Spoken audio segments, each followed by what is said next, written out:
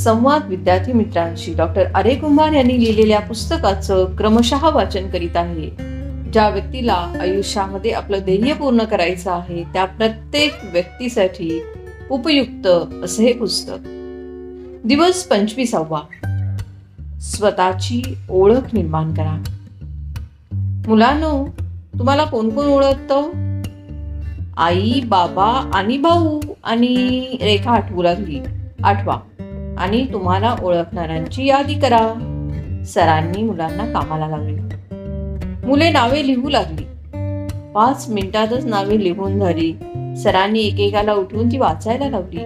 बहुतेकांच्या यादीमध्ये आई, वडील, वर्गमित्र, शिक्षकांचीच नावे होती, तर दुसऱ्यांच्या यादीमध्ये आजी आजोबांची नावे होती. काहींच्या यादीमध्ये गावातल्या माणसांची नावे होती. ही संख्या जास्तीत जास्त 50 पर्यंत पोहोचली. समजा सचिन तेंडुलकरला मी अशी यादी करायला सांगितले तर काय होईल? अबो, सर त्याला यादीच करता येणार नाही. दिलीप हातवारे करीत म्हणाला. का रे? अहो सर, त्याला अख्खा भारत ओळखतो. भारत काय, जग मन, दयानंदने कुस्ती जोडली. तुम्हाला मात्र 5-50 माणसं ओळखतात आणि त्याला मात्र सगळं जग ओळखतं, असं का बरं? सर, तो उत्तम क्रिकेटियर आहे. त्याने सगळी रेकॉर्ड ब्रेक केली. दयानंदने अधिक माहिती असल्यासारखे सगळे सांगितले. म्हणजे क्रिकेटियर अशी त्याने स्वतःची ओळख निर्माण केली आहे. सचिन म्हटलं की क्रिकेट असे जणू समीकरणच झाले आहे. बघा, माणसं आपल्या नावाला कसा अर्थ प्राप्त करून देतात. शेक्सपियर म्हणतात, व्हॉट इज इन नेम? नावात काय आहे? जे आहे ते आपल्या कार्यात आहे. आई वडिलांनी आपले जे नाव ठेवले आहे ते कार्याच्या माध्यमातून उठून दिसले पाहिजे. त्यासाठी काय करायचं सर? देवयानीने विचारले. आपलं नाव जगात मोठं करायचं. कसं? काहीतरी मोठं काम करून. म्हणजे काय होईल? म्हणजे आपलं नाव होईल. आपले नाव ही आपली विशिष्ट ओळख झाली पाहिजे आणि ती उत्तम कामातून आपल्याला निर्माण करता येते. पण सर, नेमकं कोणतं काम करायचं? रेश्माने गोंधळून विचारले. सर हसले. मग त्यांनी पहिल्या दिवसाची आठवण करून देऊन विचारले, अगदी पहिल्या दिवशी मी तुम्हाला काय सांगितले होते ते आठवते का? स्वतःला ओळखा, रेश्माने सांगितले. मग ते आठवा, म्हणजे कळेल तुम्हाला काय काम करायचे ते. आठवले सर. सगळीच मुले बोलू लागली. जे जे आठवेल ते सांगितले. त्याचा आधार घेऊन सर म्हणाले, यात स्वयंपाकघरापासून ते जागतिक व्यासपीठापर्यंत आणि गावापासून ते अंतराळापर्यंत असा प्रचंड विस्तार आहे. त्यातले आपल्या प्रकृतीस मानवणारे कोणतेही काम करा आणि पोहोचवा तुमचे नाव, तुमची क्षमता असेल तिथपर्यंत. ती तुमची ओळख असते. अवघड आहे, संभाजी श्वास टाकून म्हणाला आणि सगळा वर्ग हसला. सरही त्यात सहभागी झाले.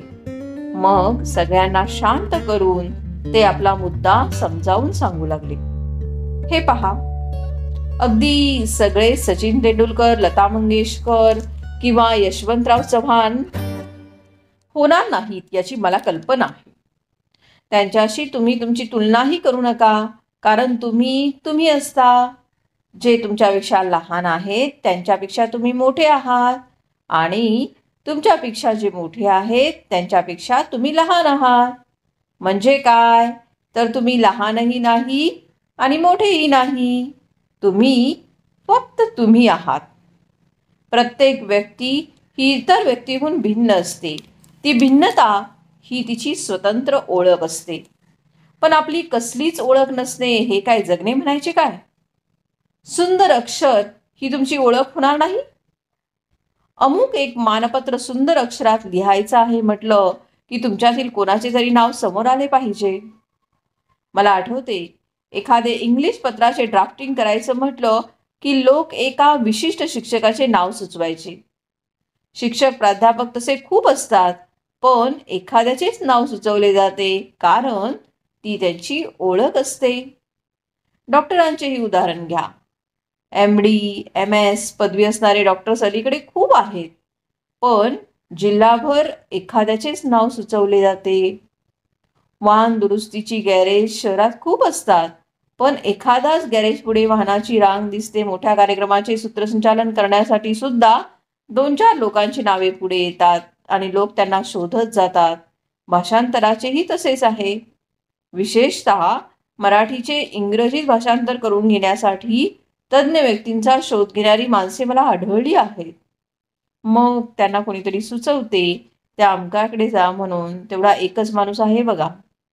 आणि मग तो माणूस जिथे कुठे असेल तेथे ती माणसे जातात. त्या त्या क्षेत्रातील त्या व्यक्तीची तज्ज्ञता ही त्याची ओळख असते. क्षेत्र हलके की मोठे हा प्रश्न इथे नाही. तुमच्या हे चांगले लक्षात यावे म्हणून 1-2 उदाहरणे सांगतो. एकदा कोल्हापूरमधील एका चप्पलच्या दुकानामध्ये चप्पल खरेदी करण्यासाठी एक गृहस्थ गेले. चप्पल पसंत केली, पण त्याने सहज विचारायचे म्हणून त्या दुकानदाराला विचारले, चप्पलच्या तळात पुठ्ठा वगैरे काही घातलेला नाही का? यावर त्या दुकानदाराने काय म्हणावे? तो म्हणाला, ती चप्पल घ्या आणि हाना मला. काय अर्थ कळतो का याचा? मुलांना काही सांगता येईना. मग सर म्हणतात, त्याच्या म्हणण्याचा अर्थ असा होता की कोल्हापुरी चप्पल ही आमची खास ओळख आहे. साध्या साध्या प्रसंगातून माणसं ओळख कशी दाखवतात पहा. दुसरं एक उदाहरण सांगतो. एकदा एका कापड विक्रेत्याकडे एक अमेरिकन बाई आली. अमेरिकन बाईला काय समजते म्हणून त्याने 300 रुपयांची साडी तिला 500 रुपयाला विकली. त्या बाईच्या ते लक्षात आले, पण ती काहीच बोलली नाही. कारण अमेरिकन लोकांना घासाघीस करायची सवय नसते. निघताना ती आपली पर्स काउंटरवर विसरली. त्यामध्ये 2000 रुपये होते. त्या दुकानदाराने धावत जाऊन ती पर्स तिला परत केली. ती बाई आश्चर्याने म्हणाली, एका बाजूला 300 रुपयाची साडी तुम्ही 500 रुपयाला विकता आणि दुसरीकडे 2000ची रक्कम असलेली पर्स मला परत करता? मला काही कळेनासे झाले आहे. यावर तो दुकानदार म्हणाला, 300ची साडी 500ला विकणे ही माझी प्रोफेशनल ऑनेस्टी आहे. पर्स परत करणे ही माझी पर्सनल ऑनेस्टी. कमाल आहे की नाही? हो सर, माधुरी म्हणाली. सरांनी थोडं थांबून सर्वांनाच विचारले, तुम्हाला असे वाटत नाही का ती तुमची सुद्धा ओळख असावी? आता वाटू लागले आहे सर, मयुरी म्हणाली. छान. वाटणं ही पहिली पायरी आहे आणि ओळख निर्माण करणे ही कष्टसाध्य बाब आहे. त्यासाठी त्या कामामध्ये झोकून द्यावे लागते, आयुष्य अर्पण करावे लागते. एका गोष्टीसाठी आयुष्य अर्पण करणारी अनेक उदाहरणे आहेत. पोलिश पियानो वादक फादर बेस्की यांचे संगीत ऐकून एक रसिक श्रोता उद्गरला, अशा संगीतासाठी मी माझे जीवन समर्पित करीन. विश्वविख्यात पियानो वादक म्हणाले, मी नेमके तेच केले आहे. मी सर्वच क्षेत्रात नाम कमवीन किंवा माझी ओळख सर्वच क्षेत्रात असेल असे म्हणणे वेडेपणाचे ठरेल, कारण ते अशक्य आहे. वक्तृत्व हा विषय जरी घेतला तरी त्यातही किती प्रकार. स्वामी विवेकानंद ऐकावे ते शिवाजीराव भोसलेंच्या तोंडून. बाबा महाराज सातारकरांच्याकडून ज्ञानेश्वरी ऐकावी. साक्षात छत्रपती शिवाजीराजे पुढे उभे करावे ते बाम पुरंदरे यांनी. साहित्याची उंची जाणून घ्यावी पु ल देशपांडेंच्या व्याख्यानातून. आणि राजकारणातला संयम सांभाळावा तो यशवंतराव चव्हाणांनी. उत्तरदायित्व स्वीकारण्याचे राजकारणातील आणखी एक उदाहरण तुम्हाला सांगतो. सन 1956 मध्ये दक्षिण भारतामध्ये अरियालूर या स्टेशनवर एक रेल्वे अपघात झाला. 144 जण मृत्युमुखी पडले. आपल्या कारकिर्दीमध्ये घडलेल्या या दुर्घटनेची जबाबदारी स्वतःची असे मानून तत्कालीन रेल्वे मंत्री लाल बहादूर शास्त्रींनी मंत्रीपदाचा राजीनामा दिला. या निर्णयापासून त्यांना परावृत्त करण्याचा प्रयत्न खुद्द पंतप्रधान नेहरूंनी केला, पण शास्त्रीजींचा निर्धार कायम राहिला आणि शास्त्रीजींची राजकारणात एक वेगळी ओळख निर्माण झाली. आज काय सर, हाकलून द्यायची वेळ आली तरी मंत्री आपली खुर्ची सोडत नाहीत, राजन म्हणाला. आणि मुलांनी टाळ्या वाजवल्या आणि वर्गात एकच हास्य कल्लोळ झाला. थोडी शांतता पसरल्यावर सरांनी तोच मुद्दा पुढे चालू केला. वक्तृत्वातीलही विशिष्ट अशी आपली ओळख असते.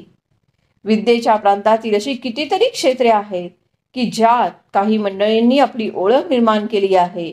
अमुक एका विषयावर व्याख्यान देण्यासाठी कोणा एका तज्ज्ञ व्यक्तीस बोलवायचे असेल तर एखाद्या दुसऱ्या प्राध्यापकाचेच नाव पुढे येते.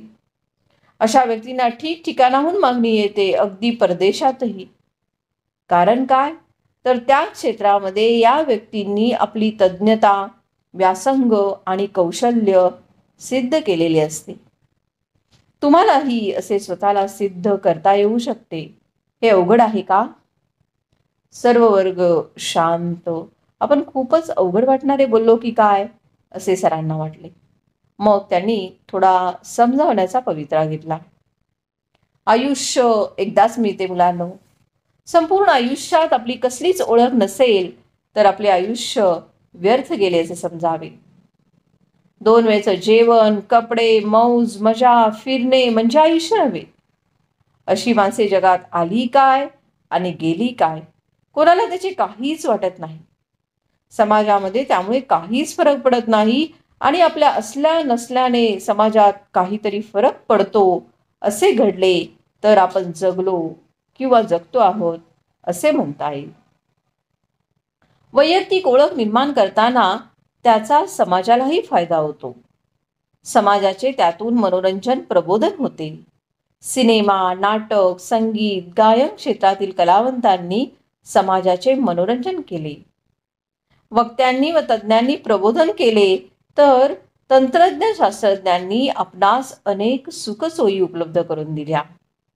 म्हणजे त्यांनी आपल्या आवडीच्या क्षेत्रामध्ये आपली ओळख निर्माण केली. ती आपल्या दृष्टीने अशी फायद्याची ठरली. यावरून आपणास असे म्हणता येईल की ही ओळख आणि समाज जीवन यांचा जवळचा संबंध आहे. लेखक कवींनी तर समाजावर एवढे उपकार करून ठेवले आहेत.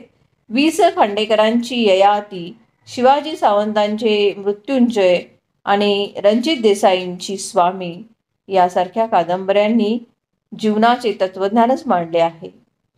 केशवसुतांची तुतारी, कुसुमाग्रजांची कणा, विंदांनी दिलेला घेता घेता एक दिवस देणाऱ्याचे हातची घ्यावे हा संदेश यासारख्या कवींच्या कवितांनी समाजाचे केवढे प्रबोधन केले आहे, समाजाचे भरणपोषण केले आहे. आज ही माणसे हयात नाहीत, पण त्यांनी मांडलेले जीवनाचे तत्वज्ञान येणाऱ्या काही पिढ्यांना दीपस्तंभासारखे मार्गदर्शक ठरेल. या मंडळींनी आपले नाव मोठे व्हावे, आपला नावलौकिक व्हावा म्हणून हे केले आहे असे मात्र म्हणता येणार नाही. आपला व्यासंग ते जपत गेले, वाढवत गेले आणि त्यांचा नावलौकिक झाला. पण त्यासाठी त्यांनी जे काही केले ते समजून घेणे मात्र आपल्या दृष्टीने अतिशय महत्त्वाचे आहे. मागे मी आपणास हेही सांगितले होते की कुछ पाने के लिए कुछ खोना पडता है. सगळ्यांचाच आवाज. मुलांनो, डॉक्टर APJ अब्दुल कलामांचं उदाहरण तर मी तुम्हाला नेहमीच सांगतो आहे. जेवढी शास्त्रज्ञ आणि राष्ट्रपती म्हणून त्यांची ओळख आहे तेवढीच साधेपणा ही देखील त्यांची ओळख आहे. त्यांनी सांगितलेली एक आठवण तुम्हाला इथे सांगतो. एकदा पंतप्रधानांनी त्यांना खास सत्कारासाठी निमंत्रित केलेले होते. ते त्यांच्या साध्या वेशामध्ये होते. पायामध्ये नेहमीच्याच चपला होत्या. पंतप्रधानांच्या भेटीला जायचे तर रीतिरिवाजामध्ये बसणारा पोशाख त्यांच्याकडे नव्हता. त्यांनी प्रोफेसर धवनला त्यांची अडचण सांगितली. ते प्रोफेसर धवनला म्हणाल, काही काळजी करू नका, तुमच्या उज्ज्वल यशाचे सुरेख कपडे तुमच्या अंगावर आहेत. याचा अर्थ काय मुलांनो? पोशाख ही व्यक्तीची ओळख नसते, तर कार्य ही तिची खरी ओळख असते. नेहमीप्रमाणे कस्तुरीने उत्तर दिले. सरांनाही खूप आनंद झाला आणि त्यांनी स्वतः टाळ्या वाजवून तिचे अभिनंदन केले आणि मुलांनीही मग टाळ्या वाजवल्या. तर मुलांनो, स्वतःची वेगळी ओळख निर्माण करण्यासाठी एखाद्या कार्यामध्ये वाहून घ्यावे लागते. याला शॉर्टकट नसतो, अनुकरणही नसते. तर स्वतःची वेगळी शैली निर्माण करायची असते, वेगळा विचार मांडायचा असतो, वेगळे काम उभारायचे असते. बर्नार्ड शॉ म्हणतात, सर्व शहाणीसुरती माणसे जग रहाटीशी जुळवून घेतात आणि काही चाकोरी बाहेरचीच व्यक्तिमत्वे जग रहाटीलाच आपल्याशी जुळवून घ्यायला भाग पाडतात. जगामध्ये जी प्रगती झालेली आहे ती अशा चाकोरी बाहेरच्या माणसांकडून, त्यांच्या सदैव नाविन्याच्या शोधात असलेल्या व्यक्तीकडून झालेली आहे. पण यासाठी अपार मेहनतीची गरज असते. हौस मौस जो आहे त्याला फाटा द्यावा लागतो. आपल्या व्यवसायामध्ये स्वतःला गाडून घ्यावे लागते. यामध्ये माणसे तुटण्याचा संभव असतो, पण त्याला इलाज नसतो. परंतु एक दिवस असा येतो की तुम्ही म्हणजे तुम्हीच असता. यात संघर्ष अटळ असतो, पण संघर्षाशिवाय सुरवंटाचे फुलपाखरू कसे होणार? सर, सुरवंटाचे फुलपाखरू कसे होते हो? मनीषाने विचारले. ती एक जीवशास्त्रीय प्रक्रिया आहे. सुरवंट आपल्या अंगावरील केस काढून अंगाभोवती कोश तयार करतो. आत त्याची अळी बनते. अळी जशी मोठी होऊ लागते तसतशी ती कोश फोडून बाहेर येण्याचा प्रयत्न करते. तोपर्यंत तिचे रूपांतर एका फुलपाखरात झालेले असते. कोश फोडून जेव्हा फुलपाखरू बाहेर येते ना, तेव्हा ते खूप मोहक स्वरूपामध्ये दिसू लागते. यालाच म्हणतात सुरवंटाचे फुलपाखरू होणे. पण संघर्ष आहे ना? हो सर, मनीषा बरोबर सर्वांनीच मना डोलावल्या. फुलपाखरे सगळी सारखी नसतात. विविध रंगांची, विविध आकारांची असतात ती. तुम्ही अशा फुलपाखरासारखे तयार व्हावे, सामाजिक जीवनामध्ये तुमची वेगळी ओळख तयार व्हावी, यासाठी आत्तापासूनच तुम्ही आपल्या आवडीचे कार्यक्षेत्र निवडून त्यामध्ये प्रगती करा, स्वतःचा विकास करा. कराल ना मुलांनो? हो, सर्वांचा एकमुखी प्रतिसाद.